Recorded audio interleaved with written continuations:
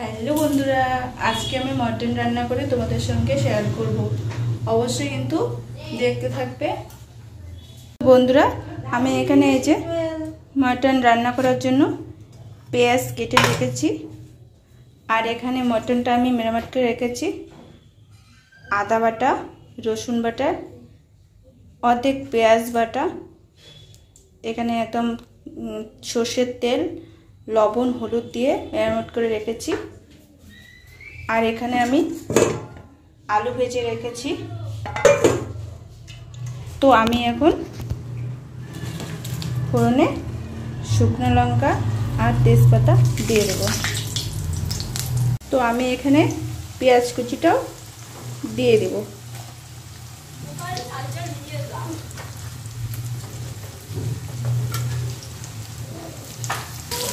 তো আমি এখন পেঁয়াজটা লাল লাল করে ভেজে নেব। তো আমার এখানে দেখো পেঁয়াজটা হালকা বাদামি কালার হয়ে গেছে। তো আমি এখন এখানে টমেটো কুচিটাও দিয়ে দেব।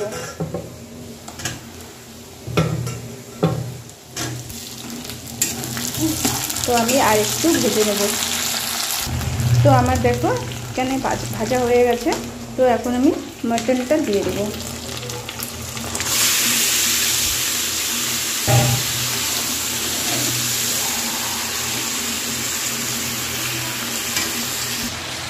তো আমি দেখো মটনটা ভালো করে কষে নিয়েছি।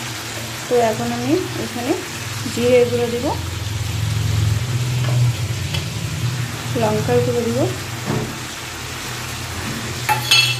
তো আমি আবার ভালো করে কষবো।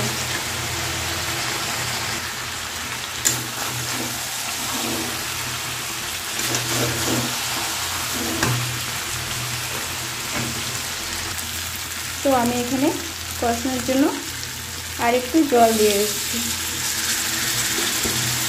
দিয়ে আবার আমি এটাকে ভালো করে কষে নেব। তো দেখো আমার এখানে কষানো হয়ে গেছে। এখন আমি এই যে আলুটা এটা দিয়ে দেব, দিয়ে আরও একটু নাড়াচাড়া করবো ভালো করে। দেখো আমার মাটনটা ভালো করে কষানো হয়ে গেছে। তো আমি এখন মাটনের জল দেব।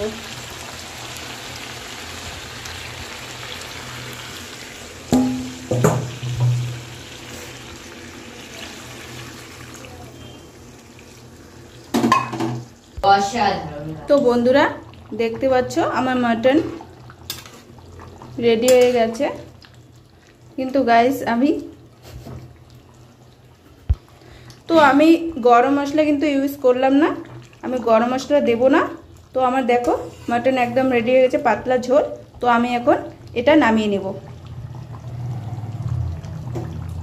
তো বন্ধুরা দেখো আমি একদম মাটন পাতলা ঝোল এই যে রান্না করলাম। তো রেসিপিটি কেমন লাগলো অবশ্যই কিন্তু কমেন্টে জানাবে। তো ততক্ষণে টাটা, সবাই ভালো থাকবে, সুস্থ থাকবে। বন্ধুরা দেখতে